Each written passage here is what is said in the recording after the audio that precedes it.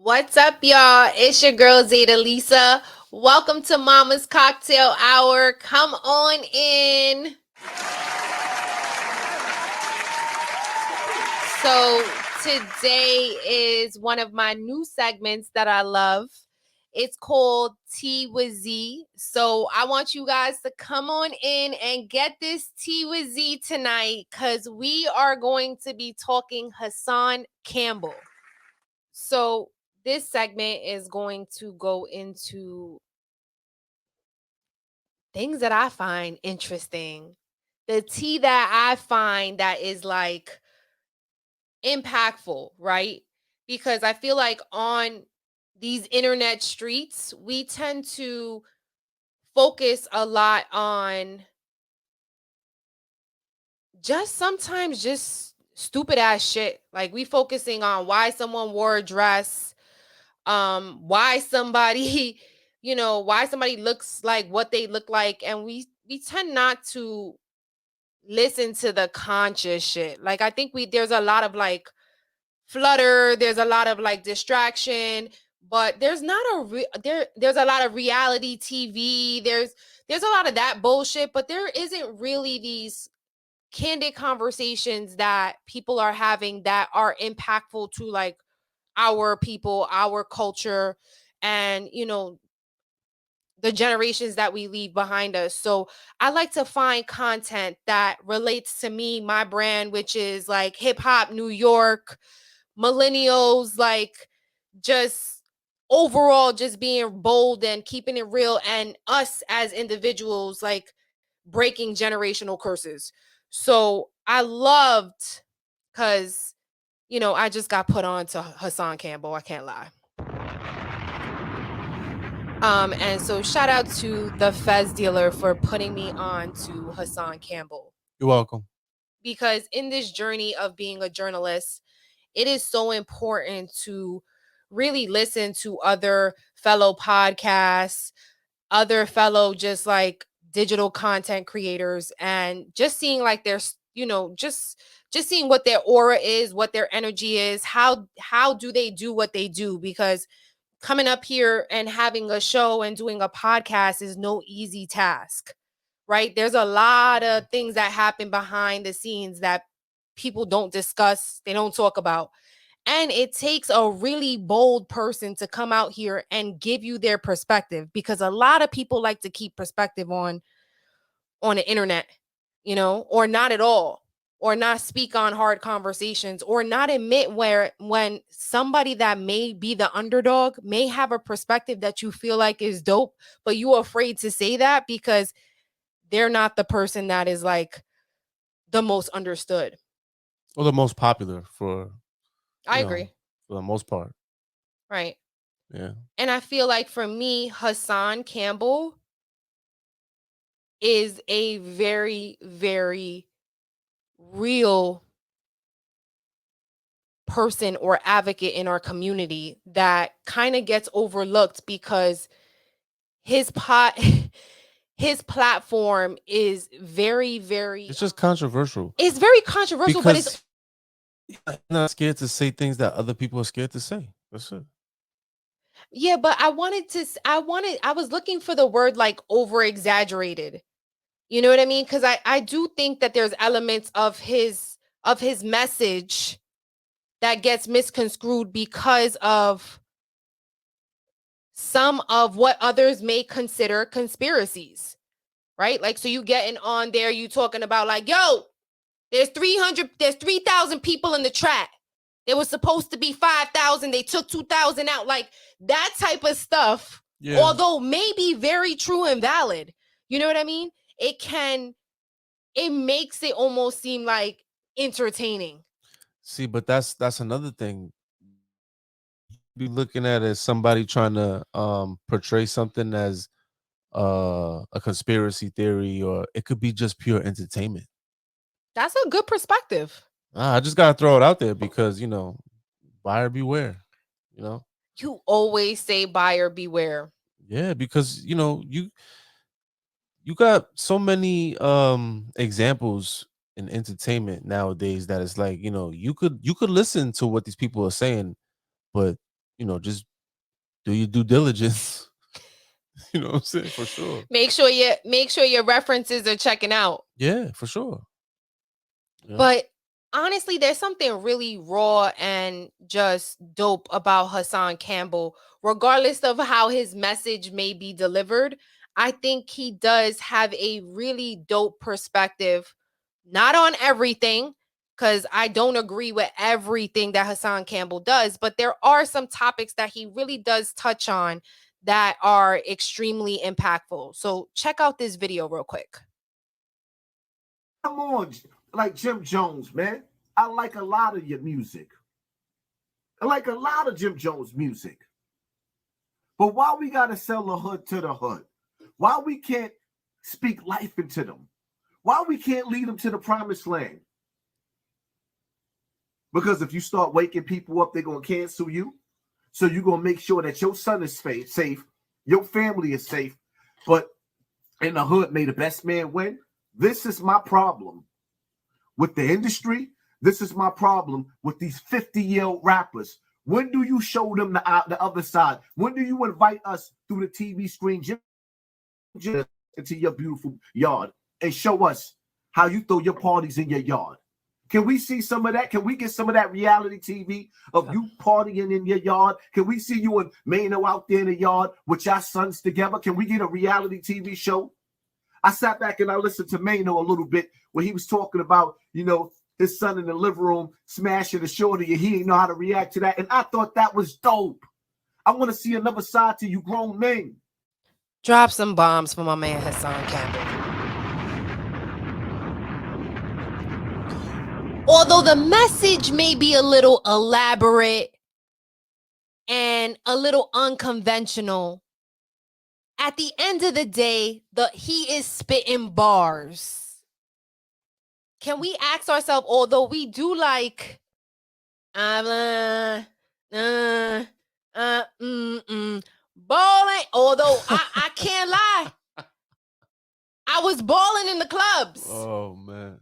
I was. Made sure you click the wrist and everything. Like I was about that life. So shout out to Jim Jones.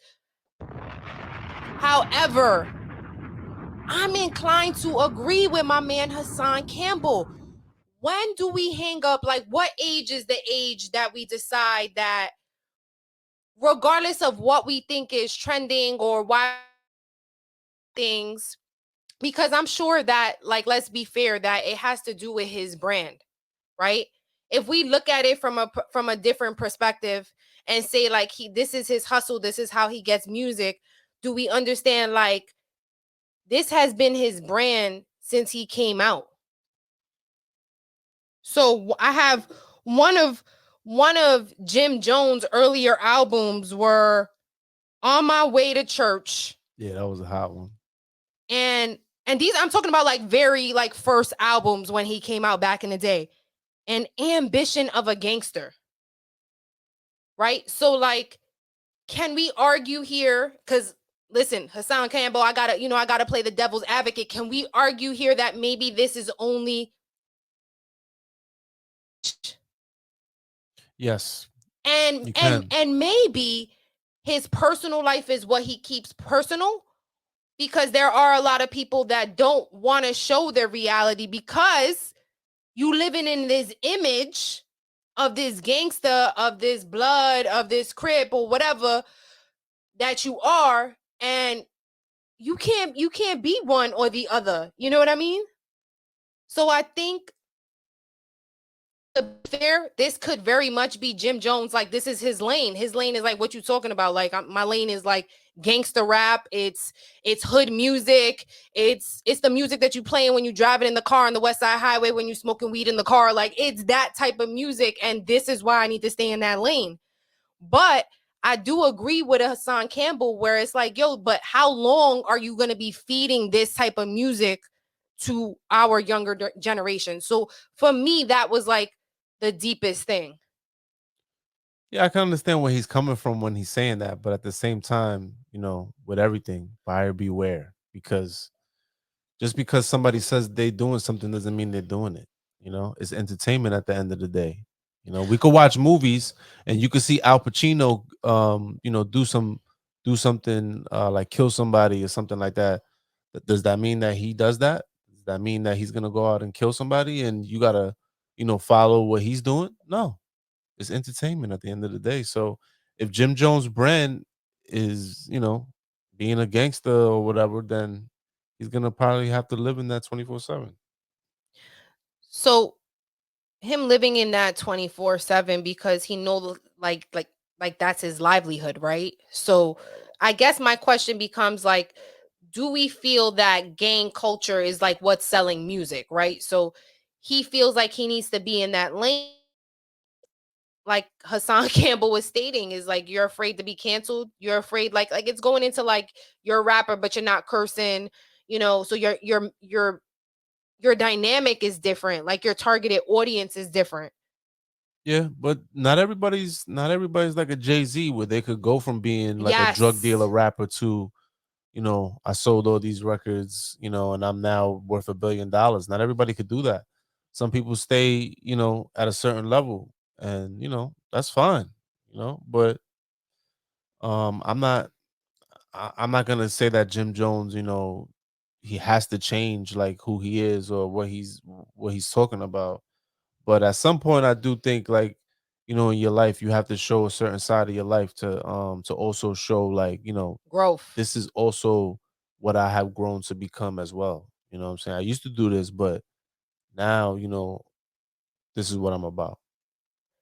I think that also what he's saying is, from my perspective, is like he wants to see both sides of it. Absolutely. Like he wants you to show some of the successful parts of like being like a black entrepreneur, because that's what he is. Like, let's be real, rappers are entrepreneurs. They try to make money from any angle that they can. If they sign to a label and maybe they're doing outside like whatever it is. So he's definitely trying to do that. But Yeah. overall, I just feel like the message was dope. And it does really start to ask the question, like you rightfully said, like, when is enough enough? Like, I think one of the dopest rappers that we can talk about that we were discussing earlier that we feel like is gangster and has completely changed his brand was Styles P. Yeah, for sure. Yeah, I think because, he's been able to successfully transition Right, from, being like a gangster rapper to a successful like entrepreneur, an advocate for health and wealth, and just like a a spearhead like person for like we should be going in this direction instead right, of this right. direction. Yeah, So I think he's like the perfect example for like people in the tri-state area who's like, on that gangster music, underground, real hard street, rap music. He's somebody that everybody looks at as like a real like gangster. I think they could look at him and see like it's possible for you to transition into right. showing another side of yourself that's also, you can make money and still win. Wow. That's so dope. So eloquently said. I agree.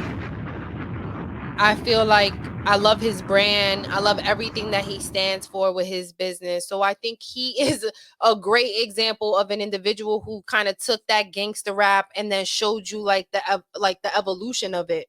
Hmm. Like how, yes, I started off like this and I may have had struggles in the music industry. Yeah. Um a lot to do with their publishing Yeah. and trying to get their publishing back and all of that, and then like look at what I built, right? So I Right. I guess what Hassan Campbell was trying to say, like, we're not seeing the evolution of Jim Jones, because he goes on and he mentions like, why is it that Jim Jones took Rick Ross and Meek Mills to the hood? Right. He's like, why do you want them to see that? Why do you want to keep promoting like poverty and pain to our people?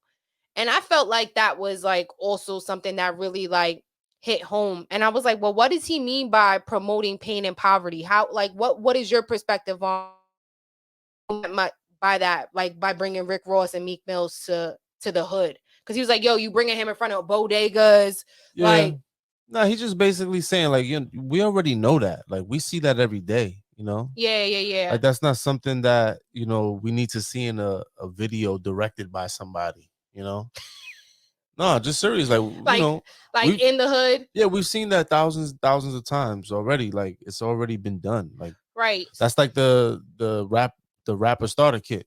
The video in front of the deli, the bodega, whatever, with And everybody then outside. then you just like you pass right by the projects, you can see the name of the projects. Right. So it's like Jefferson houses. Yeah, right. Like So that's the rap that's the starter kit. that's the starter kit. So it's like, he got a valid point when he's like, we already seen that. We don't want to see, you with your son in the backyard. You know what I'm saying? Like, and I agree, man. Like, cause I think honestly through that Love and Hip Hop that he was on, Yeah. I like to see that side of him because it shows, how he's a father, I how, did. he's teaching his son how to become a man. You know what I'm saying? Like that type of stuff is more valuable to, our young black youth than the other stuff. And I can agree with Hassan when he say that. Not to say that Jim is not a good rapper and that, Right. there's still a need for that type of music because regardless of whether Jim Jones is here or not, there's still gonna be Bloods, there's still gonna be Yeah. gangsters, there's still gonna be all that. So those people still need a voice, regardless of how people feel about it. Those people still need a voice, whether you think they're good or they bad, whatever. They still need a voice, and if he's gonna be their voice, then hey, so be it. Let I, him get his money. I think you should give yourself a round of applause for that one. Or bombs. Bombs are good too. We'll take both. I really, really love that perspective because I agree. I think that those type of people, like you rightfully said, need a voice, and if Jim Jones is that, then so be it. But I I do also agree with the fact that you said that love and hip hop, although others may disagree and feel like it's like super toxic. I think it was a great show, especially in the beginning, because it did show another side of hip hop, a side that could be positive at times. Yeah, You, people be giving, Mona Sky her, they be giving her flack for that show, but honestly, them type of shows is it's about perspective. So if you go in there looking for that, you're gonna get it, obviously. But there's some gems in some of them, like, because like I said, I started to see his relationship with his son and everything. So, I thought that was a good light that it showed on him, nah, for sure. you know. I agree. I feel like I love Yandy's story. I Oh, really word. I, I I think her story's dope too. That's another one. Yeah. she's someone that I feel like people themselves give her a lot of flack in the media because she's always one of the loudest people in the room. And I don't mean that in a bad way because I myself am one of the loudest people in the room. For people who just got that energy, it's something that just comes out of them. It's not something that we try to do. It's just who we are. That's a New York thing, I think. Yeah, no, it may be, but I know that type of energy lives in me, so I understand it. So I think a lot of times, a lot of her tactics, because she is that type of a person, can be looked at as like, yo, she just want to be the loudest person in the room. But I love like I think she's just real. people don't give her enough credit when it comes to like her glow up. Like I remember in the beginning when she was basically Jim Jones' assistant Yeah, word. and was dealing with a lot of that. Just I was like, yo, professionally, because at the end of the day, she still had to be professional. She was working for them, but a lot of the stuff that happened at, just like personally was like really hard for her to be in those kind of predicaments. So I think she handled herself really well. She took her L when she left, and she really did expand her brand. So, shout out to Yandy. I think she's dope. Yeah. And I think a Shout out lot to of Yandy times, and all the, brown and black women out there on the come up. yes, shout out to them. But I did like that it Love and Hip Hop was dope for that because we did get a different perspective. But I do agree with Hassan Campbell where I feel like we do need to see better representation in a lot of the artists that, like you said, have already had their run, and now it may be time to hang it up. When is it time to hang it up? You guys let me know. Hit me up in the comments. Let me know what you think on this topic. Do you feel like Hassan Campbell has taken it too far? Can we just leave music where it needs to be? Or do you feel like Jim Jones needs to hang it up? It's time to put them gangster raps, that gangster music away and start to evolve your music into something different. Don't forget to like, comment, and subscribe. I'm Zeta Lisa, and this is Mama's Cocktail Hour.